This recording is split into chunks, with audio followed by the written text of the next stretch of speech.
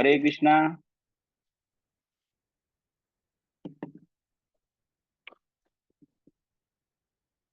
हरे कृष्ण प्रभु जी, दंडवत प्रणाम। हरे कृष्ण प्रभु जी, कहाँ बाहर हैं क्या प्रभु जी? प्रभु जी घर में हूँ, आज माँ नहीं है तो थोड़ा खाना वगैरह बनाना पड़ेगा मुझे। अच्छा अच्छा, चल ठीक है। तो क्लास आज हम स्टार्ट करते हैं। हरे कृष्णा, सभी भक्तों को दंडवत प्रणाम। हरे कृष्ण प्रभु जी, धन्यवाद प्रणाम प्रभु जी। मैं 2 मिनट में हर- कैमरा चालू कर रहा हूँ प्रभु जी। ओके प्रभु जी, ओके प्रभु जी, हरे कृष्णा। जी प्रभु जी। तो हम मंगलाचरण करके क्लास की स्टार्ट करेंगे आज के। ओम अज्ञानतिमिरन्धस्य ज्ञानंजन शलाकया चक्षुरुन्मीलितं येन तस्मै श्री गुरुभ्ये नमः। श्री चैतन्य मनोभीष्टं स्थापितं येन भूतले स्वयं रूपः कदा मह्यं ददाति स्वपदान्तिकं। वन्देऽहं श्रीगुरु श्रीयुतपदकमलं श्रीगुरून् वैष्णवांश्च श्रीरूपं साग्रजातं सहगण रघुनाथान्वितं तं सजीवं साद्वैतं सावधूतं परिजनसहितं कृष्णचैतन्यदेवं श्रीराधा कृष्णपादान् सगण ललिता श्री विशाखान्वितांश्च। हे कृष्ण करुणा सिंधु दीनबंधु जगतपते गोपेश गोपिका कांत राधा कांत नमस्तुते। तप्त कांचन गौरांगी राधे वृंदावनश्वरी वृषभानुसुते देवी प्रणमामि हरिप्रिये। वाञ्छा कल्पतरुभ्यश्च कृपा सिन्धुभ्येव च पतितानां पावनेभ्यो वैष्णवेभ्यो नमो नमः। नमः ओं विष्णुपादाय कृष्णपृष्ठाय भूतले श्रीमते भक्तिवेदान्त स्वामिनीति नामिने। नमस्ते सारस्वते देवे गौरवाणी प्रचारिणे निर्विशेष शून्यवादी पाश्चात्य देश तारिणे। जय श्री कृष्ण चैतन्य प्रभु नित्यानंद श्री अद्वैत गदाधर श्रीवासादि गौर भक्त बिंद। हरे कृष्ण कृष्ण कृष्ण हरे हरे हरे राम राम राम हरे हरे।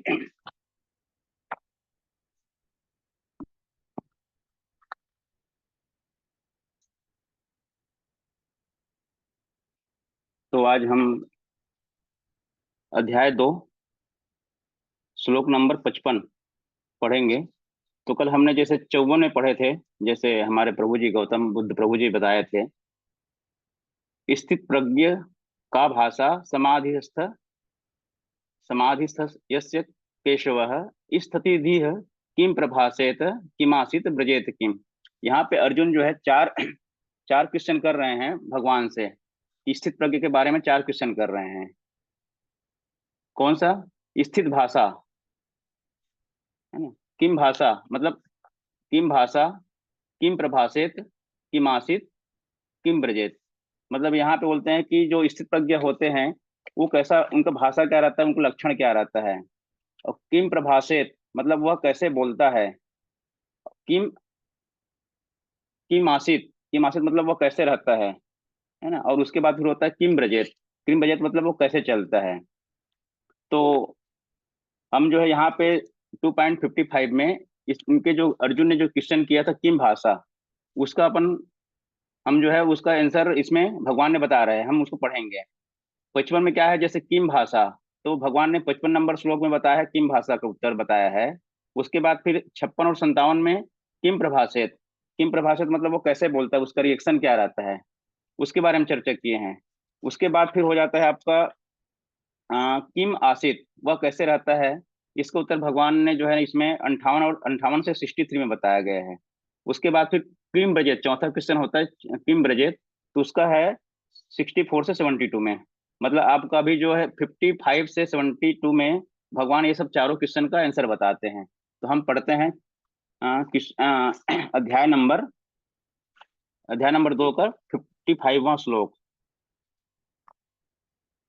श्री भगवान उवाच प्रजहाति यदा कामान् सर्वान् पार्थ मनोगतान् आत्मन्येवात्मना तुष्टः स्थितप्रज्ञस्तदोच्यते। प्रजहाति यदा कामान् सर्वान् पार्थ मनोगतान् आत्मन्येवात्मना तुष्टः स्थितप्रज्ञस्तदोच्यते। प्रजहाति यदा कामान् सर्वान् पार्थ मनोगतान् आत्मन्येवात्मना तुष्ट स्थित प्रज्ञस्तदोच्यते। कोई पढ़ेंगे?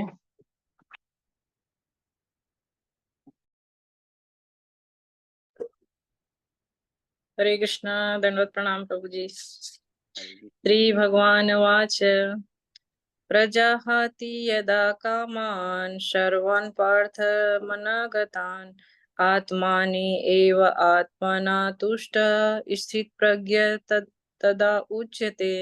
हरे कृष्णा। हरे बोल। यस प्रभु जी, अखिल प्रभु जी। हरे कृष्ण प्रभु जी। भगवान श्री भगवान उवाच प्रजाहाति अदा कामन् सर्वान् पार्थ मनोगता आत्मानि एव आत्मना तुष्ट इति प्रज्ञा तदा उच्यते। हरे कृष्ण प्रभु हरि जी। बोल। और कोई? आकांक्षा जैन माता जी।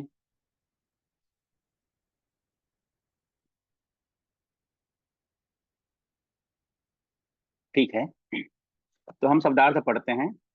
श्री भगवान उवाच, श्री भगवान ने कहा, प्रजहाति त्यागता है, यदा जब, कामान इंद्रिय तृप्ति की इच्छाएं, सर्वान सही प्रकार की, पार्थ हे पृथा पुत्र, मनगतान मनोरथ का, आत्मनि आत्मा की शुद्ध अवस्था में, एव निश्चय ही, आत्मना विशुद्ध मन से, तुष्ट संतुष्ट प्रसन्न स्थित प्रज्ञ आध्यात्म में स्थित, तदा उस समय तब, उच्यते कहा जाता है। अनुवाद। श्री भगवान ने कहा, हे पार्थ, जब मनुष्य मनोधर्म से उत्पन्न होने वाली इंद्रिय तृप्ति की समस्त कामनाओं का परित्याग कर देता है और जब इस तरह से विशुद्ध हुआ उसका मन आत्मा में संतोष प्राप्त करता है, तो वह विशुद्ध दिव्य चेतना को प्राप्त अर्थात स्थित प्रज्ञ कहा जाता है। भगवान यहाँ पे स्थित प्रज्ञ के बारे में बोल रहे हैं कि पहला प्रश्न जो है कि स्थित किम भाषा, मतलब जो कैसे बोलता है, उनके लक्षण क्या रहते हैं, उसके बारे में बता रहे हैं। तो देखिए, यहाँ पे भगवान बता रहे हैं कि जो मनुष्य, बोल रहे हैं भगवान, जो मनुष्य मनोधर्म से उत्पन्न है ना, मनोधर्म से उत्पन्न होने वाली इंद्रिय तृप्ति के समस्त कामनाओं पर त्याग करता है। मतलब यहाँ पे बोल रहे हैं भगवान, मनोधर्म बोल रहे हैं ना, कि हमारे जैसे देखा जाए इंद्रिय इंद्रिय तृप्ति का जो सभी प्रकार की इंद्रिय तृप्ति क्या करता है, मतलब क्या होता है यहाँ पे मनोधर्म। तो यहाँ पे दो प्रकार के धर्म बताए गए हैं। मनोधर्म होता है, एक होता है भौतिक इच्छा जो मनोगत होती है, और दूसरी होती है जो है आध्यात्मिक इच्छा, जो आत्मा का अनुरूप होता है, आत्मागत होता है ना। देखिए, तो यहाँ पे भगवान बोल रहे हैं कि हमको इंद्रिय तृप्ति की सभी समस्त कामनाओं पर त्याग करना है। तो समस्त कामना मतलब क्या होता है, जैसे जीव का स्वरूप क्या होता है, जीव का स्वरूप होता है इच्छा करना। अर्थात जीव कहीं ना कोई इच्छा करेगा ही करेगा, भले वो आध्यात्मिक इच्छा करे चाहे भौतिक इच्छा करे। हमारे अंदर दो प्रकार की इच्छा होती है, एक तो वही जैसे हमने बताया कि एक भौतिक इच्छा होती है और एक होती है आध्यात्मिक इच्छा। तो यहाँ पर भगवान भौतिक इच्छाओं को अर्थात देह और इंद्रियों की जो इच्छा होती है उसको त्यागने की बात कर रहे हैं, है ना, क्योंकि जीव का स्वरूप ही होता है इच्छा करना। तो हमें कृष्ण भावना भाई जो इच्छा होती है उसको करना है ना। तो यहाँ पे दो इच्छा जैसे हमने पढ़ा अभी कि मनोगत और आध्यात्मिक आध्यात्मिक इच्छाएं जो आत्मागत होती है। तो आध्यात्मिक इच्छा जो होती है उसको हमको त्यागना नहीं है। यहाँ भगवान जो है मनोधर्म इच्छा को, मनोधर्म से उत्पन्न होने वाली इच्छा को त्यागने की बात कर रहे हैं। तो मनोधर्म में क्या आता है, जैसे हम सपोज करो कहीं जॉब कर रहे हैं, जॉब कर रहे हैं तो वहां पे जो कर्म फल होता है ना, तो उसको उसकी इच्छा को त्यागना है। और आध्यात्मिक इच्छा में क्या होता है, जैसे भगवान की भक्ति कर रहे हैं तो हम भगवान की भक्ति कर रहे हैं, मतलब हमारा क्या इच्छा होती है कि हम प्रेम, कृष्ण प्रेम प्राप्ति करें। तो हमको उस इच्छा को त्यागना नहीं है। तो यहाँ पे भगवान ये बता रहे हैं। तो अगर इस टाइप का हुआ, जब इस तरह से विशुद्ध हुआ उसका मन आत्मा में संतोष प्राप्त करता है, जब हम अपने जो भौतिक इंद्रिय तृप्ति को त्यागेंगे तो हमारा क्या मन जो है ना आत्मा में संतोष प्राप्त करेगा। तो जो हमारा मन है, मन का क्या होती इच्छा होती है कि मन हमेशा कुछ ना कुछ, जैसे भौतिक है या ये है आध्यात्मिक है, वो कुछ ना कुछ लगा ही रहता है इसमें। जैसे एक प्रकार में बोला जाए कि हमारी कुछ ना कुछ इच्छा लगा ही रहती है, तो हमको क्या करना है, भौतिक इच्छा को त्यागना है। तो आत्मा में संतोष प्राप्त करता है तो वह विशुद्ध दिव्य चेतना को प्राप्त करता है, कहा जाता है ना। तो ये यहाँ भगवान बता रहे हैं। अब हम तात्पर्य पढ़ेंगे। तात्पर्य बाई श्रील प्रभुपाद की जय। श्रीमद् भगवत गीता में पुष्टि हुई है कि जो मनुष्य पूर्णतया कृष्ण भावना भावित या भगवत भक्त होता है उसमें महर्षियों के समस्त सद्गुण पाए जाते हैं, किंतु जो व्यक्ति आध्यात्म में स्थित नहीं होता उसमें एक भी योग्यता नहीं होती, क्योंकि वह अपने मनोधर्म पर आश्रित रहता है। देखिए यहाँ पे प्रभुपाद वही बता रहे हैं जो महर्षि लोग हैं, महर्षि में समस्त सद्गुण पाए जाते हैं, किंतु जो व्यक्ति आध्यात्मिक स्थित नहीं होता। हम अभी अगर एक पढ़ाई डिग्री हासिल करते हैं, पढ़ाई लिखाई करते हैं, लेकिन हमारा वो कुछ भी काम नहीं आता। हम जब तक आध्यात्मिक पढ़ाई नहीं करेंगे, अध्यात्म में तल्लीन नहीं रहेंगे, अध्यात्म में स्थित नहीं होंगे, तो वो योग्यता हमारी कोई काम की नहीं होती है ना। तो व्यक्ति को मनोधर्म द्वारा कल्पित सारी विषय वासनाओं को त्यागना होता है। कृत्रिम साधन साधन से इनको रोक पाना संभव नहीं है। तो यहाँ प्रभुपाद बता रहे हैं कि हमारे मनोधर्म हैं, मनोधर्म की जैसे भगवान भी बोले थे, उसमें प्रभुपाद तात्पर्य में लिख रहे हैं कि कल्पित सारी विषय वासनाओं को त्यागना होता है। कल्पित मतलब क्या होता है? जो हमारे जो भौतिक इंद्रिय तृप्ति के लिए हम जो कार्य करते रहते हैं, भोग वासना में लिप्त रहते हैं, बहुत सारी इच्छाएं रहती है, हमारे जो डिजायर रहते हैं, बहुत सारे जो भौतिक भौतिक से संबंध। तो हम क्या बोले इसमें, जैसे हम कार्य करते हैं तो कार्य की, भाई सपोज करो हम ऑफिस में काम करते हैं, तो ऑफिस में काम करते हैं तो हम पहले तो सैलरी पूछते हैं कि हमारा क्या सैलरी होगी और हम कैसे वहां पे क्या वर्क होगा।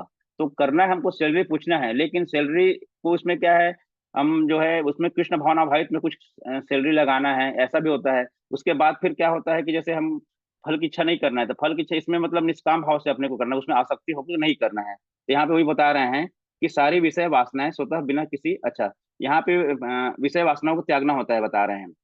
उसके बाद फिर बोलते हैं किंतु यदि कोई कृष्ण भावना भावित, कृष्ण भावनामृत में लगा हो तो वह सारी विषय वासनाएं स्वतः बिना किसी प्रयास के दब जाती है। अतः मनुष्य को बिना किसी झिझक के कृष्ण भावनामृत में लगना होगा, क्योंकि यह भक्ति से उसे दिव्य चेतना प्राप्त करने में सहायक होगी। तो यहाँ प्रभुपाद जी लिख रहे हैं कि हमको अगर कृष्ण भावनामृत कार्य करेंगे तो हम क्या है, ये हमारी जो ये इच्छाएं हैं ये अपने आप दब जाएगी, मतलब अपने आप खत्म हो जाएगी। जैसे अभी हम, जैसे जब से हम इस कान में आए हैं, तो इस कान में आने के बाद में जैसे यहाँ पे प्रभु जी लोग भी बोलते हैं कि आप इस कान में आओ, माला करो। सपोज करो कोई नॉनवेज भी खा रहा है, कोई गंदा काम भी कर रहा है, गलत काम भी कर रहा है, तो डायरेक्ट हम उसको त्यागने के लिए नहीं बोलते। हमको क्या करना रहता है, पहले उनको कृष्ण भावना भावित में जोड़ना रहता है। आप कृष्ण भावनामृत में जोड़ेंगे, कृष्ण भावना भावित होएंगे, तो ये सब चीजें जो है स्वतः ही छूट जाएंगी। तो पहले क्या करते हैं, हम पहले कोई नया भक्त आते हैं तो उनको हम जैसे 2 माला करवाते हैं, एक माला करवाते, एक माला से 4 करवाते हैं, कभी नहीं बोलते कि आप ये सब चीज छोड़ दो। तो क्या होता है, जैसे माला करते करते इतना टेस्ट लग जाता है, भगवान के प्रति इतना हम समर्पित हो जाते हैं कि ये सब चीजें स्वतः छूट जाती है। जैसे चाय पीना, जैसे जो 4 नियम है वो अपने आप छूट जाता है। चाहे चाय की जो कितना भी आदमी लत क्यों ना हो, चाय से, चाय में लत क्यों ना रहे, लेकिन वो क्या है, अपने आप छूट जाती है, इच्छा ही नहीं होती है ना। तो यहाँ पे प्रभुपाद जी भी बता रहे हैं कि सारी विषय वासनाएं स्वतः बिना किसी प्रयास के दब जाती है, मतलब वो खत्म हो जाती है। अतः मनुष्य को बिना किसी झिझक के कृष्ण भावनामृत में लगना होगा। अत्यधिक उन्नत जीवात्मा अपने आप को परमेश्वर का शाश्वत दास मानकर आत्मसंतुष्ट रहता है। तो यहाँ प्रभुपाद जी बता रहे हैं कि जीवात्मा, जीवात्मा को क्या होना चाहिए कि हमको भगवान का दास मानना चाहिए, अपने आप को दासों के दास मानना चाहिए। तो उसमें हमको क्या होगी, आत्मसंतुष्टि होगी, है ना। ऐसे आध्यात्मिक पुरुष के पास भौतिकता से उत्पन्न एक भी विषय वासना फटक नहीं पाती। वह अपने को निरंतर भगवान का सेवक मानते हुए सहज रूप में सदैव प्रसन्न रहता है। तो हमको क्या करेंगे, जैसे कोई अगर भगवान का दास मान लिया, अपने आप को भगवान के दासों के दास मान लिया, तो उनको कोई टेंशन नहीं रहता, वो अपने आप फ्री रहते हैं वैसे इसमें। और वही अगर कुछ जिम्मेदारी ले लेते हैं, हम कुछ पद प्रतिष्ठा की लालच रहती है, तो उसमें एक जिम्मेदारी बनती है। जिम्मेदारी बनने से क्या होता है, हम सदैव खुश नहीं रह सकते। तो क्या होता है, हमको भगवान के दासों के दास करने का मतलब यह है कि जो भगवान, ये हमारे जो प्रमाणिक ये है उनके अनुसरण काम करना है, हमको उनके अनुसार काम करना है। जैसे प्रमाणिक हमारी परंपरा चले आ रही है उसके अनुसार, तो हमको क्या करना है, जो भक्त हैं, सॉरी, जो प्रमाणिक परंपरा से हमारे जो आ रहे हैं उनको, उनका अनुसरण करना है हमको, और उसको फॉलो करके हमको जो है कृष्ण भावनामृत में लगना है। यहाँ पे ये बता रहे हैं। अब हम आगे 56 पढ़ते हैं। इसमें इसमें भगवान जो है ना, अर्जुन का जो दूसरा क्वेश्चन है, किम प्रभाषित, तो क्या बोलता है, उनका रिएक्शन क्या रहता है, उसके बारे में बताएंगे। श्लोक नंबर 56। दुखे स्वनुद्विग्नम्ना सुखे सुविगत स्पृह वितराग भय क्रोध स्थिति धीह मुनि रुच्यते। दुखेषु अनुद्विग्नमनाः सुखेषु विगत स्पृह वितराग भय क्रोधः स्थितधीः मुनि उच्यते। दुखेष्व अनुद्विग्नमनाः सुखेषु विगत स्पृह वितराग भय क्रोधः स्थितधीः मुनिरुच्यते। हरे कृष्णा। कोई पढ़ना चाहेंगे? हरे कृष्णा।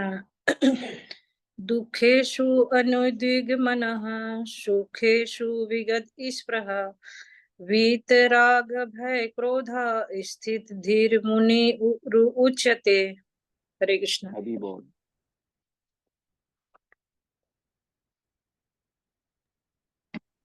हरे कृष्ण प्रभु जी। यस प्रभु जी, यस प्रभु जी। दुखेषु अनुद्विग्नमनः सुखेषु विगत स्पृह वितराग भय क्रोध स्थितधि मुनि उच्यते। हरे कृष्ण प्रभु जी। हरि बोल। और कोई पढ़ेंगे? कौन कौन है? किरण साहू माता जी, निर्मला साहू, निर्मला साहू माता जी, सुरेश प्रभु जी। चलिए ठीक है।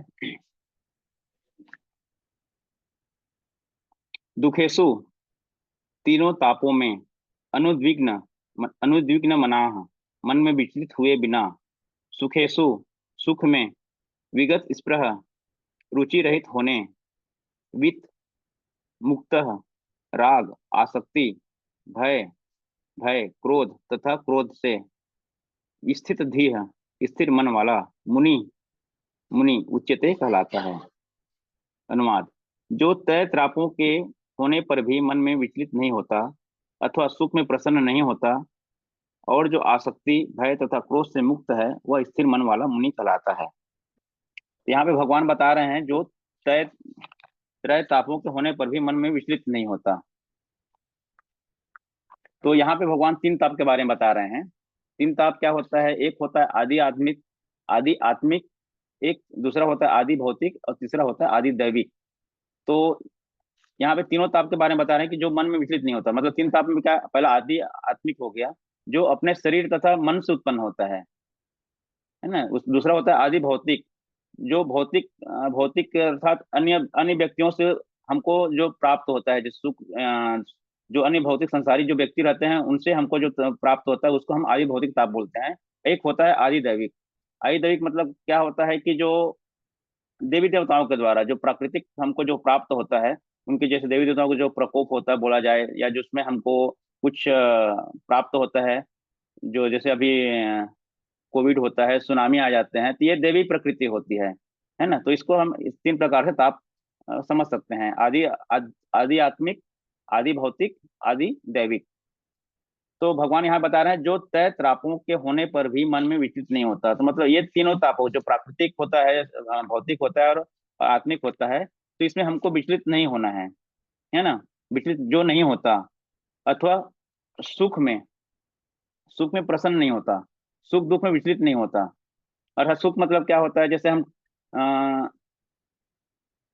तो सुख दुख में प्रसन्न, सुख दुख में हमको क्या है? एक समान रहना है। सुख में बहुत ज्यादा उत्साहित नहीं होना है और दुख में हमको जो है हतोत्साहित नहीं होना है।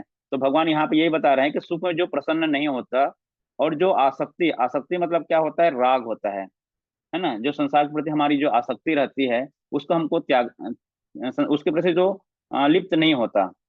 और बता रहे हैं भय तथा क्रोध। भय मतलब क्या होता है? कोई हमारे जैसे कोई चीज रहता है उसको छीनने का भय, कोई चीज हमारे जो मृत्यु का भय हो गया, कुछ भी बहुत सारे भय होते हैं। तो और क्रोध से जो मुक्त होता है, तो क्रोध क्रोध हमको अनावश्यक क्रोध नहीं करना चाहिए, इससे मुक्त होना चाहिए। तो वहां पे भगवान बता रहे हैं कि जो ये सबसे मुक्त रहेंगे वो स्थिर मन वाला मुनि कहलाएगा, मतलब जो है स्थिर बुद्धि वाला कहलाएंगे यहाँ पे। तो हम तात्पर्य में पढ़ते हैं।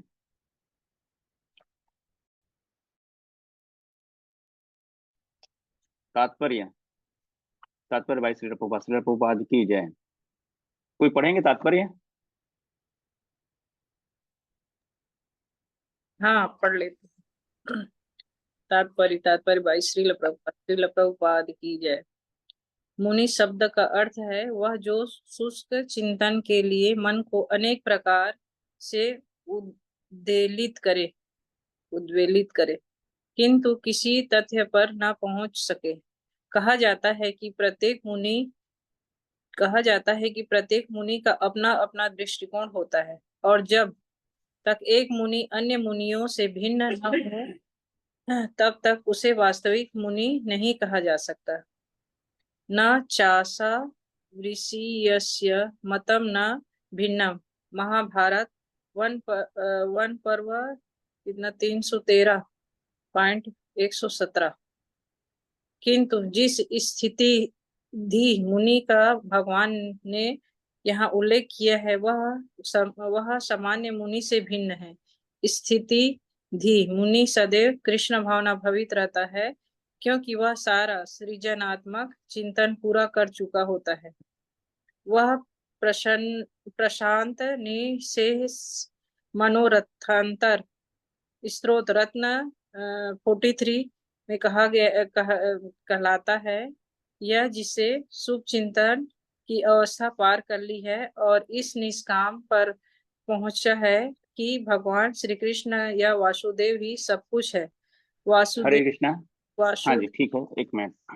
तो यहाँ पे देखिए प्रभुपाद जी मुनि शब्द का अर्थ के बारे में बताया हुआ है, जो शुष्क चिंतन के लिए मन को अनेक प्रकार से उद्वेलित करे, है ना, किंतु किसी तथ्य पर न पहुंचे। कहा जाता है प्रत्येक मुनि अपना अपना दृष्टिकोण बनाता है। मतलब यहाँ पे जो ऋषि मुनि होते हैं उसके बारे में बताया गया है। तो ऋषि मुनि हमको यहाँ पे प्रभुपाद जी मेन कहने का मतलब ये है कि स्थित भी मुनि सदैव कृष्ण भावनामृत रहता है। मतलब हम जो स्थित भी, ये मुनि वाला मतलब क्या है, वैष्णव के बारे में बताया गया है। यहाँ पे जो शुद्ध वैष्णव होते हैं उनके बारे में बताया गया है, न कि जैसे कोई दाढ़े मूछी मुड़ा लिए और जो तिलक लगा लिया और लेकिन ये 4 नियम का पालन नहीं कर रहे हैं, उसको हम स्थित भी मुनि नहीं बोलेंगे, है ना। बहुत सारे जैसे बाल बढ़ा लेते हैं, जटा रख लेते हैं, लेकिन वो क्या करते हैं, सब गुटखा बीड़ी तंबाकू खाते हैं, तो इनको हम मुनि नहीं बोलेंगे। यहाँ पे प्रभुपाद जी बता रहे हैं स्थित भी मुनि सदैव कृष्ण भावना भावित रहता है ना। मतलब क्योंकि क्या है, वो सारा सृजनात्मक चिंतन पूरा कर चुका होता है ना। तो ये है, मतलब कहने का मतलब ये है कि जिसने शुष्क चिंतन की अवस्था पार कर ली है और इस निष्कर्ष पर पहुंचा है कि भगवान ही कृष्ण सदैव मतलब वासुदेव ही सब कुछ है। तो यहाँ पे वासुदेव सर्वम इति स महात्मा दुर्लभ सुदुर्लभ, मतलब भगवान को सब कुछ माने, कृष्ण भगवान को सब कुछ माने, उस मुनि की बात कर रहे हैं प्रभुपाद जो है इसमें। वासुदेव सर्वम इति स महात्मा सुदुर्लभ, ये 7.19 का है। एक बार खोलते हैं 7.19। बहुनाम जन्मनामनन्ते ज्ञानवान् मां प्रपद्यते वासुदेवः सर्वम् इति स महात्मा सुदुर्लभः। अनेक जन्म जन्मांतर के बाद जिसे सचमुच ज्ञान होता है वह मुझको समस्त कारणों का कारण जानकर मेरी शरण में आता है, ऐसा महात्मा अत्यंत दुर्लभ है। तो देखिए भगवान यहाँ बता रहे हैं कि अनेक जन्म जन्मांतर तक के, है ना। तो हमको क्या है, ये सब ज्ञान प्राप्त करने में कितना जन्म जन्मांतर लग जाता है हमको। जैसे पहले तो मनुष्य योनि मिलती है ना, इतना जन्म जन्मांतर, करोड़ों जन्म जन्मांतर के बाद में हमको जो मनुष्य योनि मिलती है, मनुष्य योनि में भी हम कितने बार जन्म लेते हैं, मतलब मनुष्य योनि में भी हम कब प्राप्त होता है कृष्ण भक्ति कब प्राप्त होती है, आ, बहुत मुश्किल है कृष्ण भक्ति प्राप्त करना। तो यहाँ भगवान बता रहे हैं कि मुझको समस्त कारणों कारण जानकर वो मेरी शरण में आता है। हम कब शरण में आते हैं, भगवान के एकदम लास्ट स्टेज में, जब जैसे बताते हैं कि जैसे हम पहले देवी की पूजा करते हैं, दुर्गा देवी की पूजा कर आराधना करते हैं, फिर भगवान के शिव जी का पूजा करते हैं, तब कहीं हमको जाके भक्ति प्राप्त होती है। तो भगवान ये बता रहे हैं, तब हम जान पाते हैं कि सर्व कारण कारण, तो भगवान ही सभी कारणों के कारण है। और ऐसा समझकर जो मेरी शरण में आता है, भगवान बता रहे हैं, ऐसा ऐसा महात्मा अत्यंत दुर्लभ है।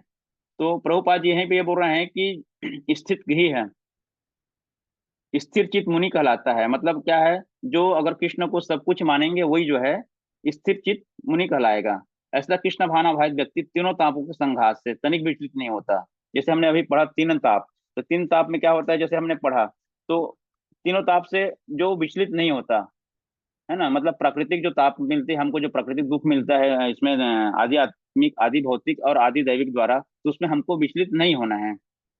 और पूर्व पापों के कारण अपने को अधिक कष्ट के लिए योग्य मानता है। देखिए कृष्ण भावना भावित व्यक्ति क्या करता है कि कुछ भी दुख मिलता है तो क्या समझता है हमको ये प्रारब्ध है, उसके उसके अनुसार फिर वो ढाल लेता है। कुछ भी हो गया तो बोलते हैं अच्छा, उनको पॉजिटिव थिंकिंग में सोचते हैं। वो कृष्ण भावना भावित व्यक्ति जो है, कृष्ण के जो भक्त रहते हैं, तो वो यही सोचता है चलो किसी के सपोज करो कहीं पे एक्सीडेंट हो गया तो वो यही सोचेगा चलो ठीक है भगवान हमको तुमने बचा लिया। ये नहीं बोलते कि तुमने कैसे एक्सीडेंट करवाया। मतलब कहने का मतलब ये है कि कहीं कहीं जाया जाते किसी का पैर टूट जाता है तो बोलता है भगवान तुमने मेरे को बचा लिया, मेरे को हो सकता है मृत्यु हो सकती थी लेकिन तुमने पैर पैर पैर तोड़वा के बस इतने में वो कर दिया। तो कहने का मतलब यह है कि कृष्ण भावनाभावित व्यक्ति जो है ना, आ, अधिक कष्ट के लिए योग्य मानता है और देखता है कि उसके सारे दुख सुख दुख भगवत कृपा से रंच मात्रा रह जाते हैं। मतलब जो वैष्णव होते हैं वही बोलते हैं कि सारे और सुख और दुख ये भगवान के कारण, मतलब भगवान ही हम करा रहे हैं, दे रहे हैं। इसलिए क्या होता है, जो कभी हम सुख में रहते हैं तो हम ज्यादा उत्साहित नहीं होते और दुख में विचलित नहीं होते। इस प्रकार जब वह सुखी होता है तो अपने को सुख के लिए अयोग्य मानकर इसका श्रेय भी भगवान को देता है। तो देखिए, हमको जो भी करते हैं, बोलते हैं कि हम जो भी करते हैं उसको भगवान को अर्पित करना चाहिए, कोई भी कार्य हो। तो यहाँ पे प्रभुपाद बता रहे हैं कि सुख के लिए अयोग्य मानकर, है ना, मतलब भगवान हमको दे रहे हैं, हे प्रभु आप हमको दे रहे हैं, हम इसके लायक नहीं हैं लेकिन आप हमको दे रहे हैं, इसलिए हम आपका आभार प्रकट करते हैं। इसलिए हमको भगवान का आभार प्रकट करना चाहिए ऐसे में। और बता रहे हैं वह सोचता है कि भगवत कृपा से ही ऐसी सुखद स्थिति में है और भगवान की सेवा और अच्छी तरह से कर सकता है और भगवान की सेवा के लिए सदैव साहस करने के लिए सन्नद्ध रहता है। अतः वह राग या विराग से प्रभावित नहीं होता। राग का अर्थ होता है अपनी इंद्रिय तृप्ति के लिए वस्तुओं को ग्रहण करना और विराग का अर्थ होता है ऐसी इंद्रिय आसक्ति का अभाव। मतलब यहाँ प्रभुपाद जी बता रहे हैं कि जो भगवान की भक्ति करते हैं, कृष्ण भावनामृत होते हैं, वो सुख दुख में विचलित नहीं होते। और राग मतलब इंद्रिय तृप्ति के लिए जो है, हम भौतिक आसक्ति के लिए, इंद्रिय तृप्ति के लिए हमको कार्य नहीं करना। और विराग का अर्थ होता है ऐसी इंद्रिय आसक्ति का अभाव। किंतु कृष्ण भावनामृत में स्थिर व्यक्ति में न राग होता है न विराग, क्योंकि उनका पूरा जीवन भगवत सेवा में अर्पित होता है। तो कृष्ण भावना प्रभुपाद जी यहाँ फिर से बता रहे हैं कि कृष्ण भावना भावित में स्थिर व्यक्ति में नहीं राग भी नहीं होता और विराग भी नहीं होता। कृष्ण क्या होता है, उनका जो पूरा जो जिंदगी है जो समर्पित कर दे रहता है, भगवान की भक्ति के लिए समर्पित कर दे रहते हैं।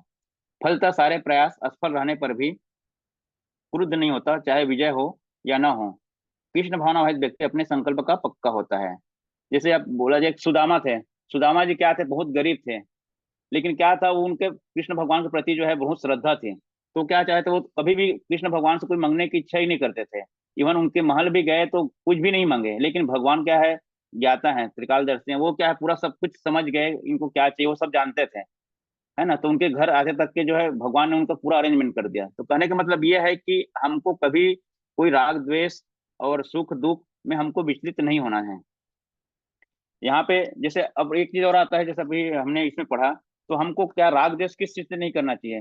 राग जैसे हमारा होता है, जैसे कोई भी चीज हम बहुत ज्यादा लिप्त रहते हैं, आसक्ति रहती है हमको, कोई भी जैसे फैमिली से अटैचमेंट रहते हैं और परिवार से अटैचमेंट रहते हैं और इससे अटैचमेंट रहते हैं सामाजिक इससे, तो हमको उसको मतलब आसक्ति नहीं रखना है हमको। और भय बोले तो क्या होता है, जैसे कोई भी चीज हमारा छिन गया, कुछ भी हो जाता है हमको। वैसे भी कृष्ण भावना में जुड़ने के बाद में इस्कॉन के जो भक्त रहते हैं ये सब चीज को परवाह नहीं करते हैं, क्योंकि उनकी जो इच्छा रहती क्या रहती है, जो भी कर रहे हैं भगवान ही कर रहे हैं, कृष्ण भगवान ही कर रहे हैं, तो उनको कोई टेंशन नहीं रहता। तो यहाँ पे प्रभुपाद जी ये बता रहे थे इसमें कि कृष्ण भावना भावित व्यक्ति अपने संकल्प का पक्का होता है। मतलब क्या है, चाहे वो दृढ़ निष्ठावान होते हैं, है ना, उनको कोई सुख दुख मान हानि लाभ लाभ अलाभ यश अपयश से उनको कोई फर्क नहीं पड़ता। और वो अपना क्या है, संकल्प संकल्प होता है, दृढ़ निष्ठ होते हैं। अब इसके इसके बाद फिर सेकंड श्लोक है 57 नंबर, उसमें भी स्थिर व्यक्ति क्या नहीं बोलता। अभी हमने इसमें 56 में पढ़े वो क्या क्या बोलता है, क्या सोचता है। उसके बाद फिर अभी इसमें पढ़ेंगे 57 में कि वो क्या नहीं बोलता। जो इसमें जो अर्जुन ने क्वेश्चन किया था किम प्रभाषित, उसका है ये आंसर। तो हम 57 भी ले लेते हैं। यह सर्व यह सर्वत्रान अभिस्नेह तत्प्राप्य शुभाशुभम न अभिनंदति न द्वेष्टि तस्य प्रज्ञा प्रतिष्ठिता। यह सर्वत्र अभिस्नेह तत् तत्प्राप्य शुभ अशुभम न अभिनंदन्ति न द्वेष्टि तस्य प्रज्ञा प्रतिष्ठिता। यह सर्वत्र अनिभिस्नेह तत्तत् प्राप्य शुभ अशुभम। न अभिनंदन्ति न द्वेष्टि तस्य प्रज्ञा प्रतिष्ठिता। कोई पढ़ेंगे? हाँ, पढ़ रही। यह सर्वत्र अनभिस्नेह तद तद प्राप्य शुभ अशुभम। न अभिनंदन्ति न द्वेष्टि तस्य प्रज्ञा प्रतिष्ठिता। हरि कृष्ण। हरि बोल। यस प्रभु जी, आप पढ़ेंगे? हरे कृष्ण प्रभु जी। हाँ, यह सर्वत्र अविस्नेह तत्तत् प्राप्य शुभ अशुभ न अ- न अभिनंदति न दृष्टि तस्य प्रज्ञा प्रतिष्ठता। हरे कृष्ण प्रभु जी। हरि बोल। और कोई? चलिए ठीक है। शब्दार्थ। यह मतलब जो, सर्वत्र सभी जगह, अन अनभिस्नेह स्नेह शून्य, तत् उस, तत् उस, प्राप्य प्राप्त करके, स्वरूप अच्छा, अशुभम बुरा, न कभी नहीं, अभिनंदनती प्रशंसा करता है, न कभी नहीं, द्वेष्टि द्वेष करता है, तस्य उसका, प्रज्ञा पूर्ण ज्ञान, प्रतिष्ठिता अचल। इस भौतिक जगत में जो व्यक्ति न तो शुभ की प्राप्ति से हर्षित होता है और न अशुभ के प्राप्त होने पर उससे घृणा करता है, वह पूर्ण ज्ञान में स्थिर होता है। तो यहाँ पे भगवान बता रहे हैं कि शुभ की प्राप्ति से हर्षित होता है और न अशुभ की प्राप्ति से घृणा करता है। तो यहाँ पूर्ण स्थिर के बारे में, समाधि की स्थिति के बारे में बात कर रहे हैं भगवान जो है। तात्पर्य, भौतिक जगत में सदा ही कुछ न कुछ उथल पुथल होती रहती है, उसका परिणाम अच्छा हो चाहे बुरा। जो ऐसी उथल पुथल से विचलित नहीं होता, जो अच्छे शुभ या बुरे अशुभ से प्रभावित रहता है, उसे कृष्ण भावनामृत में स्थिर समझना चाहिए। जब तक मनुष्य संसार में है तब तक अच्छाई या बुराई की संभावना रहती है ना? एक सेकंड। जब तक मनुष्य संसार में है तब तक अच्छाई बुराई की संभावना रहती है, क्योंकि यह संसार द्वैत से पूर्ण है। किंतु जो कृष्ण भावनामृत में स्थिर है वह अच्छाई या बुराई से अछूता रहता है, क्योंकि उसका सरोकार कृष्ण से रहता है जो सर्व मंगलमय है। और ऐसे कृष्ण भावनामृत से मनुष्य पूर्ण ज्ञान की स्थिति प्राप्त कर लेता है, जिसे समाधि कहते हैं। तो यहाँ पे प्रभुपाद जी बता रहे हैं हमको, एक्चुअल में क्या है, जिंदगी द्वंद से भरा हुआ। द्वंद मतलब क्या होता है? जैसे सुख दुख, उसको द्वंद बोलते हैं। सुख दुख, मान हानि, यश अपयश, लाभ अलाभ, जीवन मरण, ये द्वंद होता है। तो ये क्या है, हमको इससे बचना चाहिए, है ना? ये संसार द्वैत, द्वैत बोला जाए, द्वैत द्वंद्वों से पूर्ण है। तो हम कैसे बचेंगे? तो हम कृष्ण भावनामृत में स्थिर हो जाएंगे, तो हम क्या है, अच्छाई बुराई से अछूत रहेंगे। कहने का मतलब ये है कि हमको द्वंद से बचना है। द्वंद मतलब शुभ लाभ, सुख दुख, मतलब कभी सुख मिलता है कभी दुख मिलता है। जैसे इसमें ये सब चैप्टर में यही है, 56 में लगभग उसी से रिलेटेड है। 7 में भी वही है, 57 में, 58 में भी वही है। तो हमको क्या करना है, अभी इसमें बता रहे हैं कि शुभ अशुभ के बारे में बताया भगवान ने, है ना? तो हमको शुभ अशुभ, कुछ भी हमारे साथ में जैसे शुभ होता है अशुभ होता है, उसमें हमको विचलित नहीं होना है। जैसे क्या है, कोई अगर सपोज करिए, इसमें क्या होता है अक्सर शुभ अशुभ, मतलब क्या होता है, जैसे कोई इसमें किसी, कोई विद्यार्थी है, जैसे फर्स्ट आ गया, जैसे एग्जाम कॉलेज वालेज में जैसे वो पढ़ाई किया, फर्स्ट आ गया, तो एकदम क्या है, वो उत्साहित हो जाएगा। उसके बाद सपोज करो कुछ एकदम से उसके विपरीत अगर कुछ कार्य हो गया, सपोज करो उसका कुछ एक्सीडेंट हो गया, तो एकदम क्या हुआ, हतोत्साहित हो जाता है ना? या फिर पहले फर्स्ट ईयर में जैसे उसमें हो गया, प्रथम आ गया, उसके बाद फिर सेकंड ईयर में सपोज करो वो फेल हो गया, तो क्या होता है, वो एकदम हतोत्साहित हो जाता है। तो ऐसा हमको नहीं करना है इसमें, है ना? उसके बाद फिर जैसे कई बार होता है कि जैसे कहीं हम जा रहे हैं, कहीं हम जा रहे हैं तो हमारा, हम कहीं अच्छे कार्य के लिए जा रहे हैं, तो अच्छा कार्य हो जाने के बाद में फिर हम वापस आते हैं तो कुछ हमारे साथ में अशुभ घटना हो जाती है। तो उसमें हमको कहने का मतलब ये है कि सुख दुख और शुभ अशुभ, उसमें हमको क्या है, उसको, उसमें हमको उत्साहित उत्साहित, ज्यादा सुख में उत्साहित नहीं होना है, और ज्यादा अशुभ अशुभ समाचार मिलने पर हमको उसको घृणा नहीं करना है, और उसको हमको उत्साहित हतोत्साहित नहीं होना है। तो कहने का मतलब यही है कि हमको समभाव रखना है ना। तो ऐसा कब हो सकता है, जब हम कृष्ण भावनामृत में रहेंगे, जब हम पूरी तरह से अपन हमारे जो काम है उसको आसक्ति रहित कर्म करेंगे और कृष्ण भावना भावित रहेंगे, तो हम क्या ये सब सारे द्वंद्व से हम दूर हो सकते हैं। तो इसमें यही बता रहे हैं। एक दो उदाहरण आता है, जैसे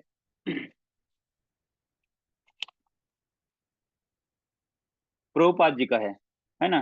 प्रभुपाद जी क्या थे, प्रभुपाद जी जैसे जिस समय वहां वृंदावन में थे, तो वृंदावन में थे तो क्या प्रभुपाद जी जो है ना, आ, उनको हमेशा गुरु का जो शब्द था, उनकी जो वाक्य थे, वो बोलते थे कि तुम बहुत अच्छे इंग्लिश इंग्लिश जानते हो, तुम जाकर विदेश में प्रचार क्यों नहीं करते, तुमको विदेश में प्रचार करना चाहिए, कृष्ण भावनामृत होना चाहिए, मतलब कृष्ण का प्रचार प्रसार करोगे। तो ये शब्द उनको याद है, तो क्या है, वृंदावन में थे, लेकिन उस उम्र में भी क्या है, प्रभुपाद जी कहाँ गए, अमेरिका गए। वहां तो कहने का मतलब यह है कि वो जो यहाँ की स्थिति है, वो जिस इस समय उनका शरीर भी, मतलब अभी आज की डेट में 67 ईयर्स में जो है किसी आदमी का शरीर साथ नहीं देता, उस उम्र में प्रभुपाद जी अपने यहाँ का जो त्याग के, अपने जो भी था यहाँ पे जैसे रहते थे, उसको सुख दुख को त्याग करके जो है वहां पे इतना कष्ट झेलते हुए भी अमेरिका गए। और उनने क्या किया, ये हम जो अभी इस कान में है उनको पूरा खड़ा के समझिए इस कान को। तो क्या कहने का मतलब यह है कि हमको सुख दुख में हमको संभाव रखना है। चैतन्य महाप्रभु का उदाहरण आता है। चैतन्य महाप्रभु जैसे उनके यहाँ माता जी विष्णुप्रिया माता जी और उनकी माता जी सची देवी जी, उनको भी छोड़ के जो है वो अपना संन्यास धारण किए। कहने का मतलब यह है कि हमको सुख दुख को त्याग के कार्य करना पड़ेगा इसमें। और मान यश अपयश, मान अपमान, मान अपमान मतलब एक और कहानी आती है, जैसे प्रभुपाद जी बाहर फॉरेन में है, तो वहां पे लेक्चर ले रहे थे, मतलब प्रवचन कर रहे थे स्टेज में, तो कोई एक भक्त, जो भी भक्त होंगे जो भी होंगे, उनको अपयश कहने, मतलब भला भला बुरा कहने लगे, अपशब्द के उपयोग करने लगे उनके लिए। तो उनके जो शिष्य थे प्रभुपाद जी, तो उनने बोले कि उनको दबाना चाहे, लेकिन प्रभुपाद जी ने बोले कि नहीं, ये मेरा प्रारब्ध हो सकता है, कह के उनको मना कर दिया कुछ भी बोलने के लिए। तो देखिए प्रभुपाद जी हर चीज हेल्थ रिलेटेड, मतलब हर कार्य का जो अपने साथ जो घटित होती है, उस कार्य को क्या करते हैं, एक प्रारब्ध के साथ जोड़ते हैं, या यश अपयश होता है, मान अपमान होता है, उसको अपना कर्म फल छोड़ करते हैं, मतलब कर्म फल के नाम से हो रहा है बोलते हैं। तो हमको भी क्या करना चाहिए, हमारे जो मान अपमान होता है, हमारे को यश अपयश होती है और हानि लाभ होता है, तो हमको एक प्रारब्ध का कर्म है करके समझ के उनको जो है ना नेग्लेक्ट कर देना चाहिए, न कि हम उसके पीछे भगें, है ना। तो बस इसमें बस इतना ही है अभी जो है। तो और किसी का, कोई भक्त का जो है रियलाइजेशन हो, बाकी तो सब इंडिविजुअल हैं अभी।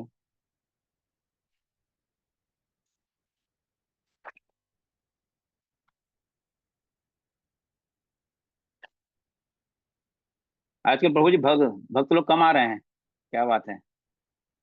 हरे कृष्ण प्रभु, नवरात्रि का पर्व चल रहा है। नवरात्रि करो, देवी देवता पूजा में लगे हुए हैं। चलिए ठीक है, वो भी जरूरी है। भगवत प्राप्ति के लिए क्या है, पहले तो देवी देवता की पूजा करेंगे, भक्ति प्रदान करने की उनसे मांगेंगे, तभी भक्ति प्रदान करेंगे माताएं जो हैं। बिल्कुल। तो माता ठीक है रानी प्रभु जी आज। आशीर्वाद। जी प्रभु जी। हाँ प्रभु जी। तो ठीक है प्रभु जी, आप ऐसा तो अब मैं 3 श्लोक कर पाया था, अब तो आज क्लास को जी यहीं जी पे हम क्लोज करेंगे, प्रभु जी। हाँ, कल तो है प्रभु जी ना। आएंगे, कमल प्रभु जी कल शायद लेंगे इस कमल कृष्ण प्रभु जी।